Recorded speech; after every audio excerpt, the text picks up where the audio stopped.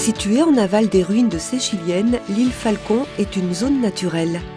Un espace vierge où, en cas de crue, la Romanche aura toute liberté de mouvement pour s'écouler en douceur, même en cas d'éboulement des ruines de Séchilienne.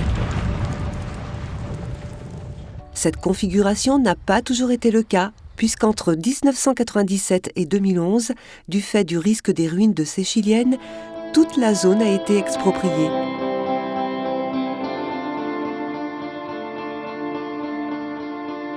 Ici se trouvait un petit hameau de la commune de Saint-Barthélemy de Séchilienne.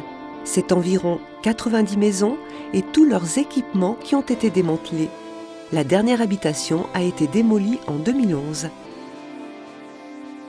C'est 100 hectares ici de plaine qui ont fait l'objet d'une renaturation parce qu'il restait tous les réseaux, toutes les voiries, toutes les anciennes haies paysagères. Ça faisait un peu village fantôme, il n'y avait plus les maisons, mais il y avait encore toutes les traces de l'activité humaine, avec du coup aussi des activités pas souhaitables qui se développaient, des décharges sauvages, qui étaient liées en fait au fait que la zone n'était plus habitée mais toujours accessible.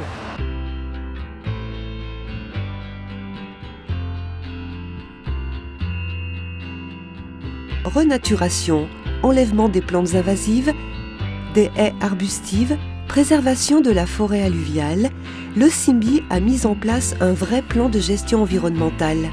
Il considère que l'on ne réalise plus les travaux hydrauliques aujourd'hui comme il y a 30 ans, en montant des digues et en artificialisant la rivière.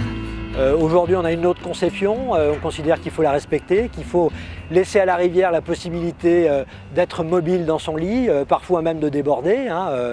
C'est ce qu'on fait notamment sur l'île Falcon, où on va permettre à la rivière, en reculant les digues, en détruisant parfois des portions de digues, on va permettre à la rivière de valoriser les espaces environnementaux et favoriser la biodiversité.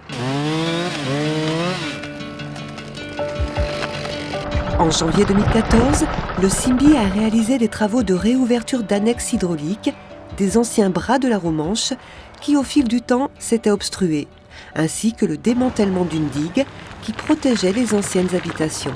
Avec le démantèlement de la digue, on aura plus de largeur sur la Romanche et ensuite, en ouvrant des anciens bras, en cas de forte crue, l'eau pourra s'évacuer par ces anciens bras.